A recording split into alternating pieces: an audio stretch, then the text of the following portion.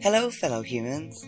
My name is Dorothy Laxton, and this is Fostering Untethered Communication and Knowledge, an adventure in stimulating objective, critical thought, shining the spotlight through individual spectacles, putting it once again on the bigger picture and our parts in it. Searching for life beyond the lifestyles we North American urban dwellers have to choose to chase, encouraging all to participate in positive change. In 1992, I went to York University, 92-93. My major was English literature. My goal was to apply for the creative writing program, which was a second year. You do your first year, and then and you apply to go in to creative writing second year. That's when the program first started up. And, well, that year didn't go very well, I have to say. I was 20 years old, and I was dealing with a whole lot of stuff, so I wasn't, 100% focused. York was not my first choice. My life was already starting to tumble. I was already an active alcoholic, not a daily one. Although at York it became daily. It did. But one of the first big problems I had was I had to drop my poetry course, and poetry is my focus. Because I couldn't handle it. And I knew this was coming, because a year before I had sat in on a lit class at U of T, and I was mind-boggled by the way feminism was destroying studies. Because, I'm not kidding, I sat through a lecture with a friend of mine who had told me about what was going on. It happened every class. Something somewhere was turned into some sort of misogynistic symbolism. And that's what ended up being debated instead of the work. And it was really quite ridiculous. And so the following year, I, start at York. And I have a poetry class. And this 74-year-old male poet running it. Not running it. Very small class, too. I think there were like 12 to 15 of us. And there were these two, what we used to refer to as feminazis, who literally, you couldn't talk about a tree. God forbid you talk about anything that could even remotely be phallic, unless you were using it to bash men with. That's what that environment was like, by the way. And it started well before that. Oh, the way we've just beaten each other up instead of actually tried to learn how to love and support both ourselves and one another. It's just infuriating, actually. That's why I get angry, because it's just all kinds of dumb, because we continue to allow our arrogance and our, what's the word I'm looking for?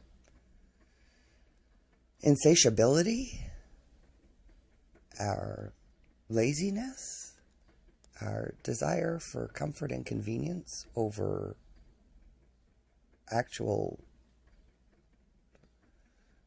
value, kind of just has boggled my mind over the course of my adult life, watching my peers make really stupid decisions. Sorry, and then I try to make responsible decisions. I try to do things.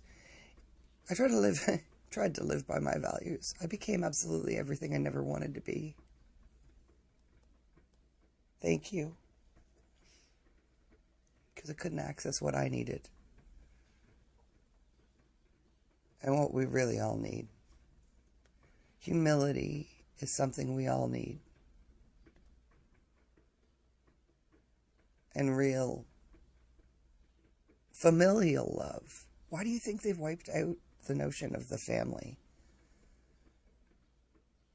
Our connectedness has been taken from us over the course of the past definitely 60 years. All in the name of supposedly uniting us? Jeez, guys, wow, I don't know. I don't know how people don't see it. How the blatant hypocrisy that people spew is just sad. Ultimately, heartbreaking. To watch intelligent people I love in really such barefaced denial.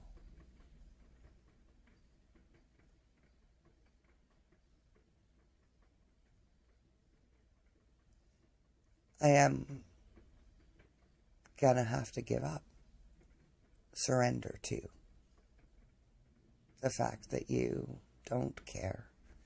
My Generation X just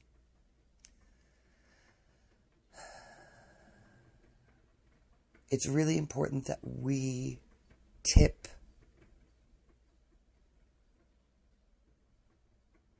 the nose of the boat in the right direction before we're all gone, before us who actually still have some semblance of a memory of what life was like before the narrative took over. When we actually all lived our own stories rather than tried to categorize them based on other people's books.